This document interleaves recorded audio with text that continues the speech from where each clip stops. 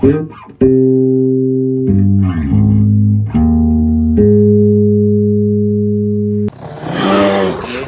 Grizz back at it again. Wanted to show a few cool new knives that have come in. This one, I think I kind of showed in the video the other day, the knife of the week. This is a little 3-blade Remington Scout knife.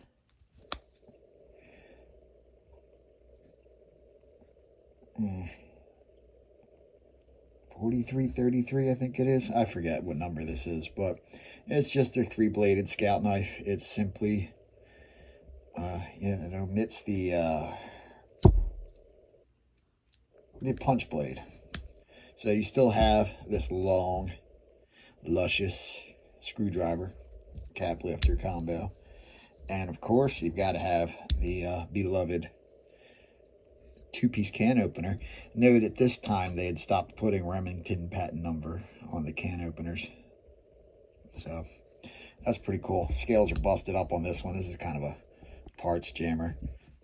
And that pin right there falls in. And then the can opener won't close. That's just a minor inconvenience. Next up, we've got another Remington, because I'm just on a Remington kick lately. And man, this is a neat one.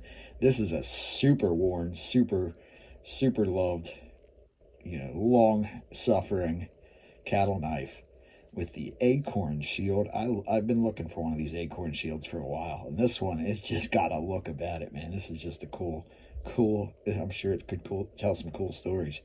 I mean, it was even clearly carried for a long time, even after this piece went missing. It's all just polished smooth from pocket wear. That's just great. Brass liners, carbon steel. You can even see that if you look there, you can see the remnant. These liners were coined at one point, which is interesting. I don't think I've seen that on a Remington knife yet. So that's pretty cool. First up, we've got that punch blade. Bam! Mike Tyson's Punch Out. Bam. Double bam. Triple bam. Quadruple. That's enough. Yep. We got this beautiful Remington punch. I'm a fan of this punch. Big fan of that punch. Next up, we've got the infamous, and this one is much worn, but this was a spade blade at one point. It could be turned back into a spade blade. It would be a little shorter, but this one at least has some of the stamp left on. And you can see it's got the Made in USA mark outside of Remington UMC. So I believe this is a 1933 and on or something like that. I could be wrong. Finally, we've got the main event. Well, what's left of the main event. This is a clip blade. We can see this is a model 3183, R3183. I do know that they only put R on the pocket knives. I don't know why that really matters. I guess for the catalog purposes, so they know as soon as they hear R, it's a pocket knife rather than a fixed blade. We've got the long nail pull. You can see what's left of the factory swedge on there. I mean, this blade has seen some miles. She's even worn loose. The pins probably wore out. When the blades move this way, there's two things that could be going on. Either the tang or the spring is worn out, which is the least likely thing, or the pin is worn out. So if the pin gets a little thinner, then there's going to be play on the blade. See how it kind of moves in all directions? That's a classic loose pin. That pin would have to be drilled out and replaced, but there's no chance of that happening. This is purely a display piece. And last, but certainly not least, because I always save the best for last, and I like my pearl knives, and this is a stunner, man. The color, every time I find another one, I think, the last one was like the best pearl I've ever seen. This one has amazing iridescence to it. Yeah, just look at that green wash over to blue and hints of purple and gold. It's just stunning, man. And it's got this little brass shield. Now you can even see it's pinned in with two tiny pins. That's very interesting, fascinating construction quality. This is a Splitback Whittler. So it's got two blades at one end and one blade on the other, and the long blade is centered between the two small blades. So to facilitate that, the spring is split down the middle, and then there's a wedge-shaped spacer so that the knife is actually wider at one end. And all these layers, the bolsters, the liners, the wedge, they're all nickel silver. They were all coined. You can see some remnants here. You can very up close make out. It's just all been mashed away. That just wears out through handling. Unfortunately, you often don't see much of it left, especially around the top. So first up, we've got this little guy.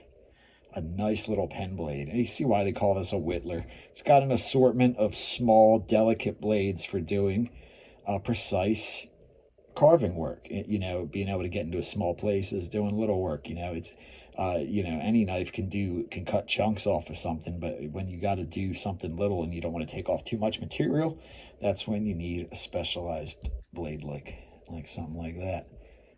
She's a little tight. I'll have to work on her, but the condition is great. Oh, did I mention that all the blades have half stops? I mean, that's like 3 times premium quality. I mean, like, that's like Rough Rider quality right there. So yeah, man, jump on it. This is a Swizzarmygrizz knife, by the way. Wester Brothers, Germany. And if I haven't already put this in your ear hole, let me to crack open an ear hole again. Swizzarmygrizz, they were one of 2 companies, at least that I know of, Swizzarmygrizz and D. Perez, who were the first companies to make the Model 1891 soldiers' knives. So, super cool little tie into Swiss Army knives there. And they've got the anchor with the star in it. I think we'll see it better on the next blade. Notice this is a little clip blade. And even on this little clip blade, they went to the trouble to swedge it and do all the detailing. It's even got a little, like, it's almost like a tiny California clip going on there. Nice, sturdy. I mean, these are not soft half stops. That blade is locked there. You can almost work with it in that position. Almost, I wouldn't recommend it. Finally, we've got this sweet clipped main blade. Notice they're all carbon steel. Again, we've got this swept clip up here where it's got the convex shape to it, concave shape, whatever you want to call it. And it's got a nice swedge on both sides of the blade. This is a double swedge here. See, you've got a swedge that starts all the way at the back, and then there's a secondary swedge that comes in right here. Super cool little detail on both sides. Very nice workmanship on this knife. So again, we can see the Swizzarmygrizz Germany stamp very strongly there. Here we've got a little better shot of the anchor. It's a, you know, a traditional looking, you know, pirate looking anchor, or army maybe. And it's got a star on it, which is often a symbol of seamanship. And there's an arrow going through it. I'm sure there's some deeper meaning to it, but I'm not familiar with it.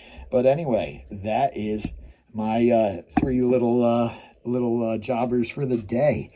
Thanks for watching. I'll see you next time. Bam.